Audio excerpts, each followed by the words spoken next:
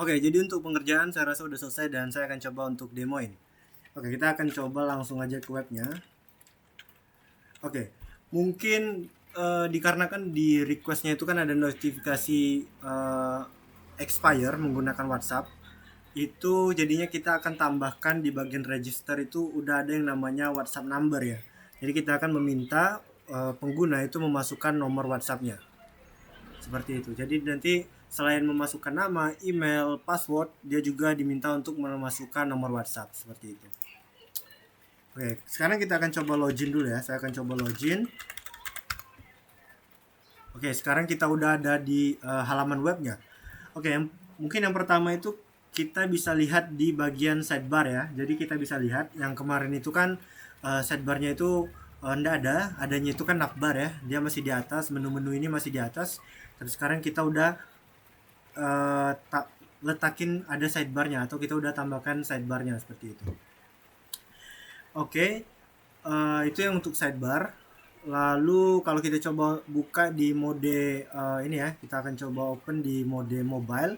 Itu dia seperti ini. Jadi dia juga udah support mobile seperti itu. Nah, sekarang kita coba masuk ke surat masuk ya, seperti ini. Nah, jadi untuk surat masuk itu nanti seperti ini ya. Jadi data tabelnya masih sama, cuma di bagian action ini saya lakukan perubahan. Yang kemarin itu saya pikir kurang tepat. Kenapa? Karena memang ikonnya itu icon print, tapi dia malah apa ya? Fungsinya itu fungsi delete data. Sedangkan kalau di bagian sini itu saya ubah ke download dokumennya. Jadi sekarang untuk penambahan data surat masuk itu dia udah bisa menambahkan dokumen secara langsung. Maksudnya itu file dia udah berhasil nge-upload filenya. Kalau yang kemarin itu kan dia cuma nyimpan datanya saja seperti itu. Jadi filenya tidak kesimpan. Kita bisa coba cek. Jadi kalau kita coba download filenya, ini kan ada ya data-data file masuk.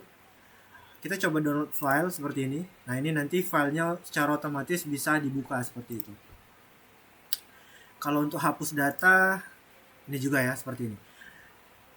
Oke, sebelum kita lanjut ke next, tapi ya kita akan coba kembali ke home dulu ya. Kita akan coba lihat, kita bisa lihat data-data di sini itu datanya udah bukan lagi data dummy ya. Maksudnya ini udah diambil langsung dari database.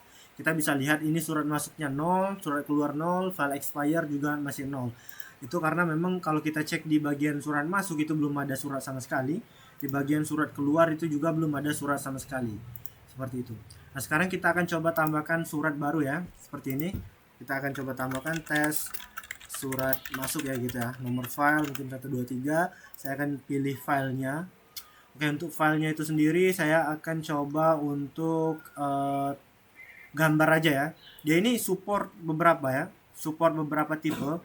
Hanya saja memang dia di apa namanya itu dibatasin di size-nya yaitu maksimal 2 MB seperti itu. Kita akan coba buka apa ya? Ini aja ya, gambar ini. Ya, gambar ini. Saya akan coba buka gambar ini. Jadi nanti filenya itu dalam bentuk gambar. Kita coba tambahkan expire date-nya itu tanggal 8 hari ini aja. Kita post. Oke. Nah, di sini datanya udah berhasil masuk. Jadi kalau kita coba cek di bagian home. Nah, di bagian home itu surat masuk udah ada ya satu. Udah ada satu surat masuk tapi di sini dia belum expire. Kenapa? Karena memang sekarang ini tanggal 8 ya. Kita coba cek. Ya, betul di sini tanggal 8 dan expire-nya itu di tanggal 8. Jadi dia masih belum expire itu. Itu ya, dia masih belum expire. Tapi nanti kalau udah misal udah besok tuh. Nah, ini udah lewat artinya kan, dia baru masuk ke kategori expire seperti itu. Oke, kita coba cek aja. Kita coba ganti datanya ya. Kita coba ganti datanya di sini. Kita ganti ke tanggal 7 ya seperti itu. Lalu kita coba refresh di bagian home ini. Nah, kita bisa lihat di sini ada satu file yang udah expire seperti itu. Oke, itu untuk data surat masuk. Jadi untuk data surat masuk kita udah tambahkan datanya. Jadi sekarang untuk upload filenya juga udah berhasil. Ini kita bisa lihat datanya udah berhasil kita upload ya. Oke, sekarang kita akan masuk ke surat keluar ya. Di sini kita akan tambahkan file baru. Nomor file. Oke, saya akan tambahkan Excel aja di sini. Untuk expire-nya saya bikin tanggal 7 ya, kita post. Oke, datanya udah berhasil kita tambahkan di sini. Kita bisa cek di bagian home itu ini ya, surat masuk udah satu, surat keluar udah satu, expire-nya ada dua seperti itu. Karena surat masuk dia udah expire, surat keluar dia juga udah expire item ini. Oke, lalu oke sebentar saya akan coba cek detailnya dulu ya. Oke, sekarang yang notifikasi ketika ada surat yang udah expire ya gitu ya. Jadi di Laravel ini itu bagusnya adalah untuk sistem seperti ini itu kita menggunakan yang namanya cron ya. Jadi ada cron job. Dia ini fungsinya itu dia ini script ya. Fungsinya itu buat uh, ya buat melakukan tugas-tugas tertentu seperti itu. Jadi cron job ini itu akan di schedule ya, akan dijadwalkan kapan dieksekusi seperti itu. Jadi kita bisa jadwalkan misal setiap jam 00 itu kita akan melakukan eksekusi terhadap suatu script tertentu. Nah, itu nantinya di script itu kita akan buat algoritma di mana dia akan melakukan pengecekan terhadap data expire dari suatu dokumen. Nah, kalau datanya itu udah expire, dia akan kirim notifikasi ke WhatsApp seperti itu. Oke, tapi sebelum itu saya akan coba setup dulu ya, setup dulu data bu. Oke, jadi saya udah setup.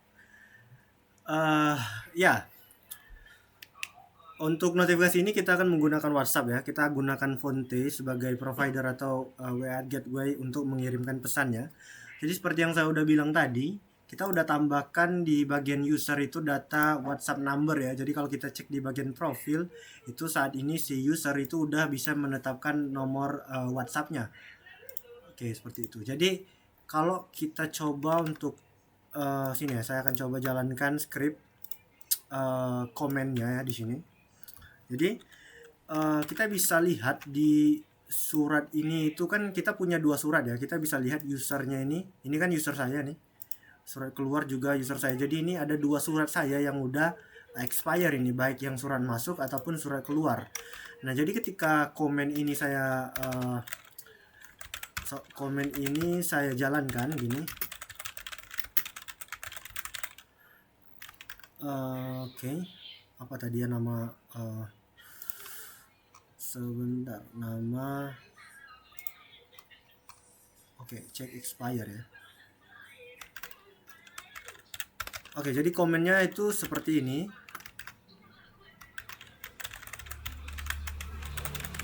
Oke, gini. Jadi ini kita masukin intervalnya itu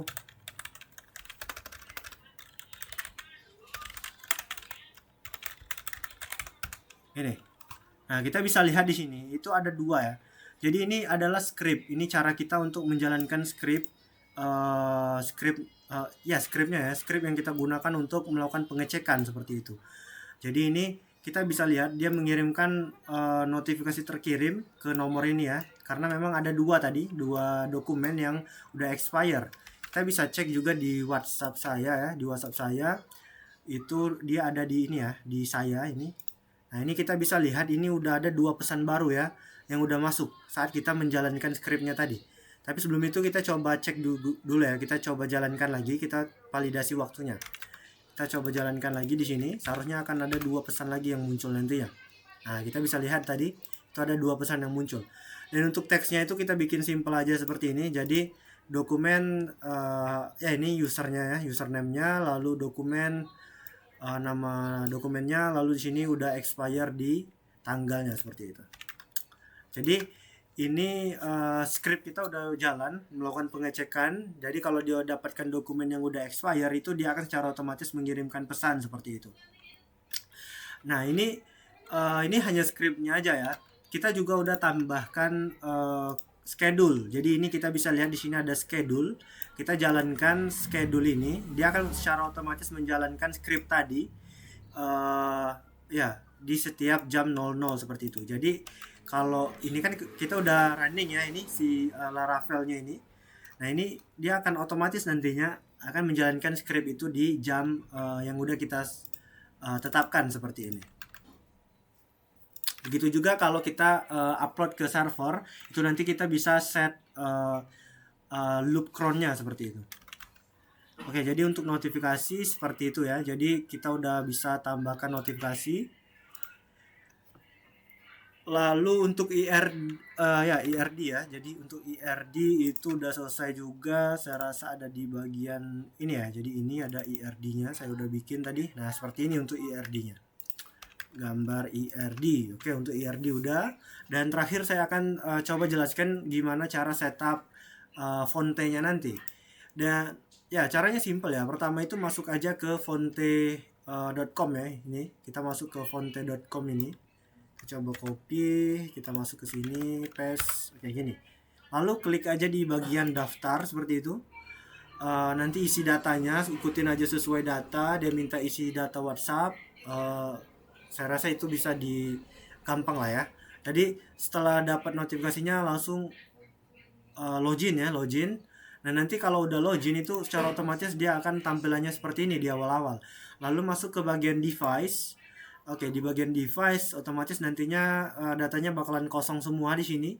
Lalu klik tambah device ya. Klik tambah device, isi namanya, lalu nomor WhatsApp, kemudian add device nantinya. Lalu nantinya akan dimunculkan QR code ya, QR code untuk menautkan WhatsApp-nya. Lalu buka teleponnya, lalu scan, tautkan ya, tautkan. Nanti ketika udah connect seperti ini, dia udah connect, lalu nanti itu ambil tokennya di sini. Jadi ini ada tokennya kan, ambil tokennya, klik di sini. Dia nanti udah tokennya udah berhasil ke copy, lalu masuk ke kode, kemudian cari file.env ya, cari file.env. Nah di sini ganti kode yang ini ya. Ini kan saya udah tambahkan di sini ganti tokennya. Ini masukin atau ganti dengan token yang didapatkan tadi yang di apa namanya itu yang di copy tadi seperti itu. Oke, mungkin segitu aja ya untuk video demonya. Pertama-tama kita udah ubah bagian dashboardnya. Sidebarnya udah kita tambahin, lalu di bagian dashboard kita udah tambahkan data di sini itu udah berdasarkan database. Lalu untuk data surat masuk itu kemarin udah kita bikin berfungsi nge-upload filenya, data surat keluar, notifikasi kalau udah ada yang expire seperti itu, lalu kita udah bikinkan IRD-nya seperti itu. Oke, mungkin segitu aja untuk video demonya. Mudah-mudahan bisa dimengerti dan juga sesuai dengan request. Terima kasih.